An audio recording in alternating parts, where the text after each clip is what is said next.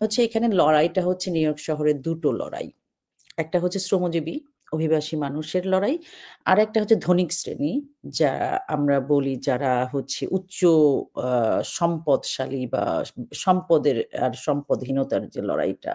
ধনিক শ্রেণীর এই লড়াইয়ে অবশ্যই গুটি কয়েক গোষ্ঠী যারা অনেকেই হচ্ছে যারা ধনী বা যারা ক্ষমতাধর, তাদের বিষয়টা হচ্ছে খুব ইন্টারেস্টিং যে তারা কোনোভাবেই আসলে চাচ্ছে না একজন দরিদ্র মানুষের প্রতিনিধি, শ্রমজীবী মানুষের প্রতিনিধি যিনি শ্রমিক শ্রেণীর কথা বলেন এবং তাদের স্বার্থ রক্ষা করেন, সেরকম একজন কেউ মেয়র হবে নিউ ইয়র্ক শহরে, এই বিষয়টা অনেকেই মেনে নিতে পারেন না এবং তারা কোনোভাবেই পারছেন না। কারণ তারা এটাকে একটা থ্রেট এর মতো দেখছেন যে কিভাবে সম্ভব? আ তো সেই জায়গা থেকে লড়াইটা আসলে হাড্ডাহাড্ডি হওয়ার কথা ছিল কিন্তু ইন্টারেস্টিং লড়াইটা আসলে একপেশেও হয়ে যাচ্ছে।